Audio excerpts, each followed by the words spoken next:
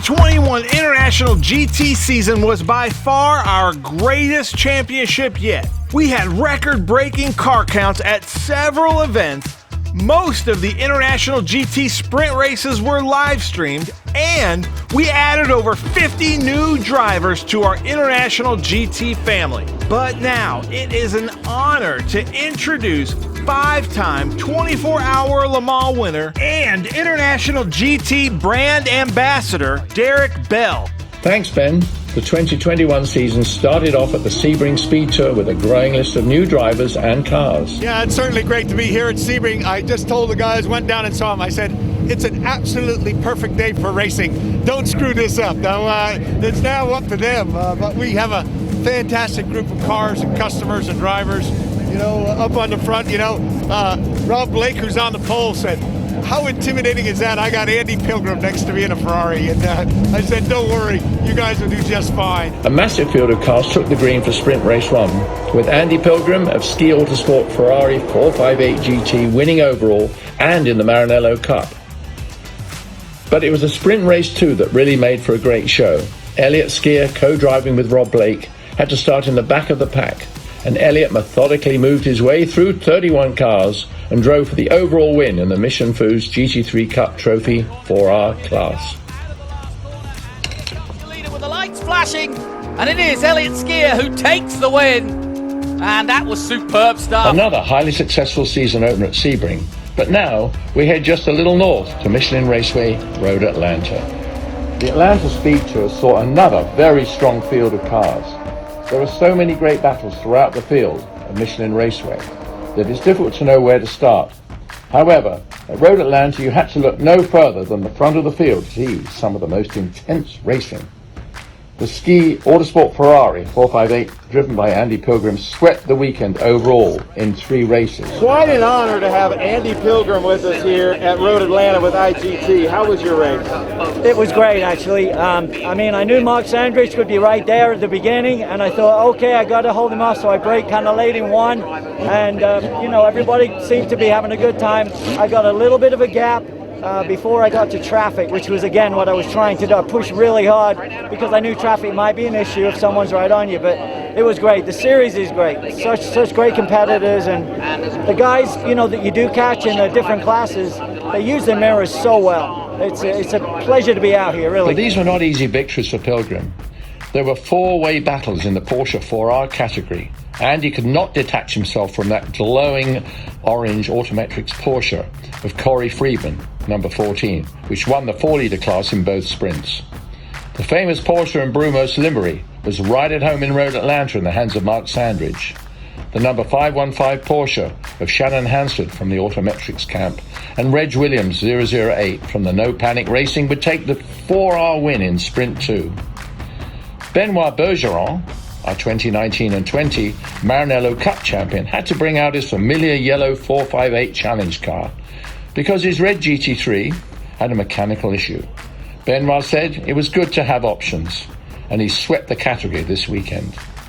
Well, fantastic racing and partying throughout the field in International GT at Road Atlanta, but we now head way up north to Elkhart Lake, Wisconsin, and my favorite track, Road America. The series is really beginning to get up and go now. So we're at Road America, a record entry of International GT competitors at the Road America Speed Tour. The beautiful setting and over 4-mile circuit certainly did not disappoint. Round 3 of the International GT season was action-packed. Race 1, and it's the familiar Andy Pilgrim in the red Ferrari, followed closely by Juan Lopez Santini, Tom Pank and Juan Gonzalez in their Porsches. Race 2, and we ride along with Juan from the start.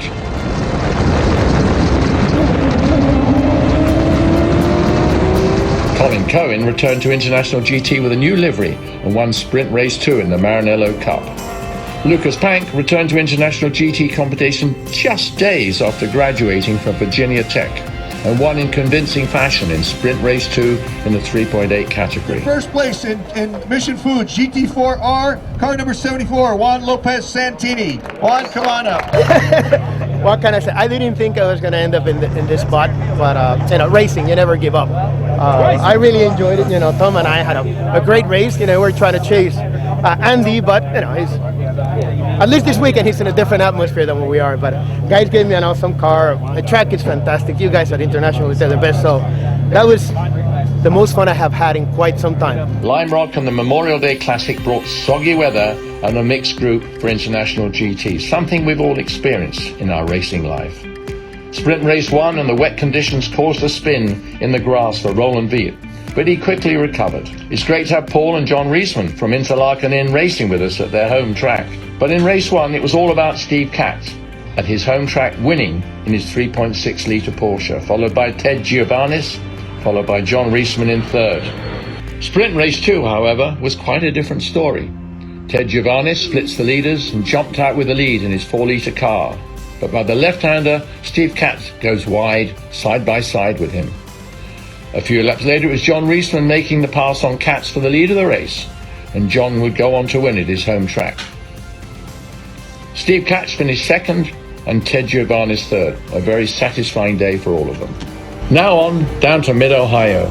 Late June marks one of the favorite stops on the calendar for International GT, and they're host of many Ohio-based drivers and teams. We're very happy to be here at Mid-Ohio Sports Car Course for a fantastic weekend of racing, this Speed Tour event. And we do have legend at Andy Pilgrim, but as you'll see this race, he's going to have to earn it and stay out front. As he always says, they keep him honest. He's got the field covered and being on pole, but he's got a lot of guys behind him that would like to be in his position. An extensive field of over 30 International GT cars lined up to take the first green flag of the weekend. The skies were clear and the racing was phenomenal. Andy Pilgrim had difficulty keeping local driver Mark Sandridge behind him in that Brumos liveried Porsche, with Geronimo Guzman right behind him, followed by Todd Sloan and Mark Mathis, and noticed that 3 of the top 4 Porsches were from Ohio.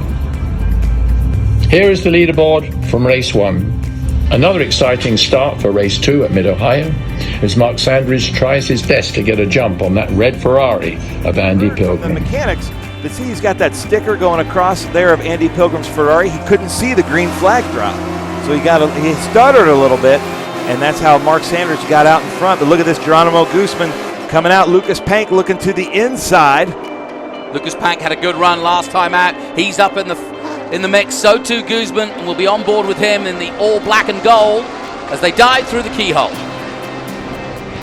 And like I said, the first race, I don't think anybody even went into the grass. Great racing, no contact, which is what we love. And I'm sure you'll be bringing more bumper fields as they come across the line again. What a great finish that was. Yeah. Really good. So Andy Pilgrim takes the win, Mark Mathis and Aaron Quine in second place. Mark Sandridge does take third, Todd Sloan in fourth place. How about that? Mark Mathis moved ahead right at the end at that. Yeah. Really impressive. Yeah. Now on to the famous Watkins Glen. This was the very first racetrack I ever raced at in the United States, and I raced for Mr. Ferrari in the 312 Ferrari at Watkins Glen in the United States Grand Prix in 1968. How's that? Anyway, it was another record-breaking event with 42 international GT cars at Watkins Glen. Additionally, this event has 12 Caymans in the Stuttgart Cup and our first 4-litre entries in the Stuttgart Cup.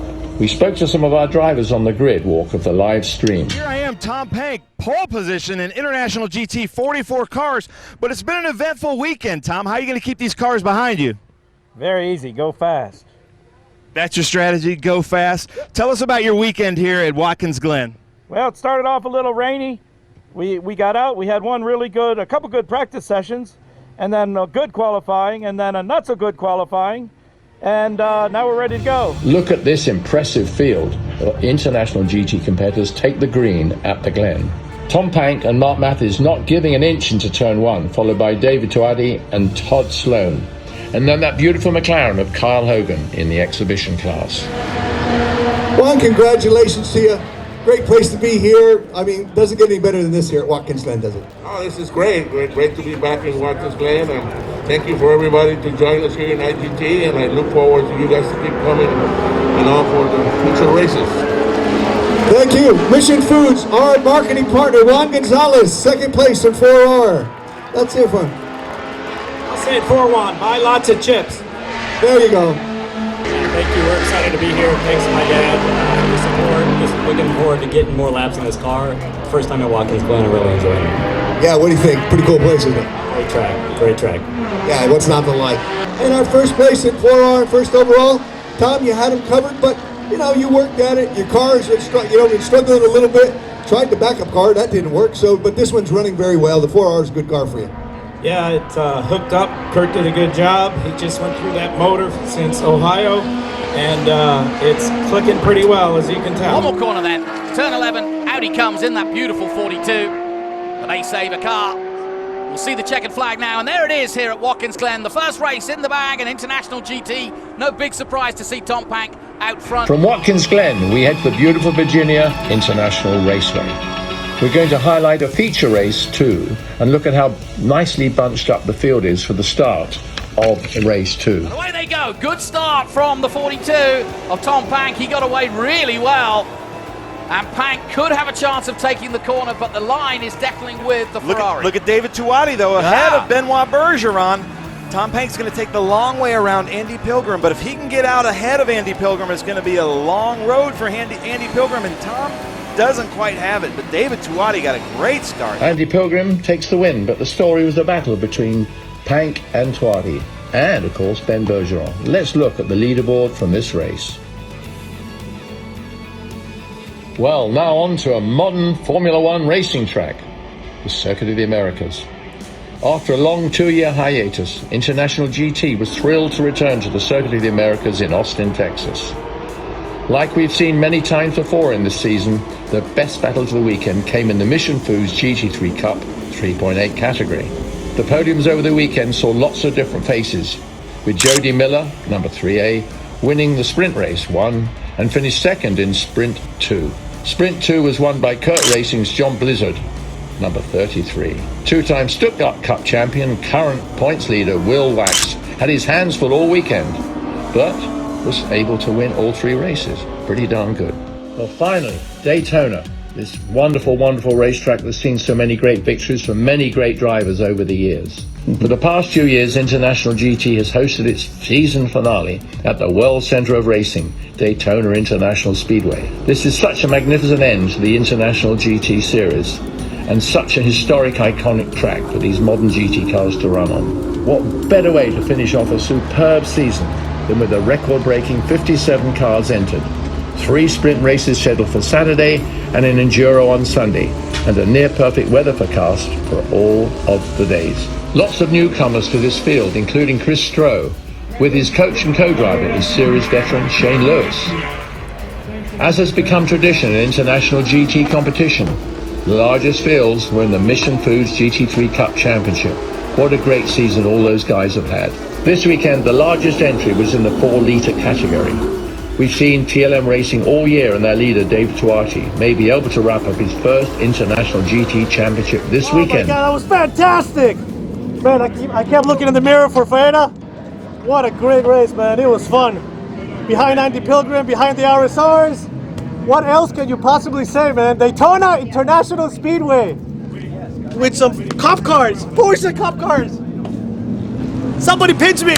Woo! What better way to end the season but December in Daytona with beautiful weather, a huge field of almost 60 cars in 3 sprint races, and a Sunday enduro, and crowning the new International GT 2021 champions. He was on my butt the whole time. Bob was right there. Every time I looked at the mirror, both cars were there the entire time. You can't let up. And what a great IGT family. I just realized I borrowed a radiator from Bob last year. I ended up buying halfway through the season a car from him. It's just, amazing stuff that we get to do with our friends and families, and it's just go IGT! 2021 was another fantastic season of growth for International GT. 2022 looks to be even better and is not too far off. Make sure you put in your registration early because it looks like many of the events will fill over capacity. For more information, simply go to internationalgt.net.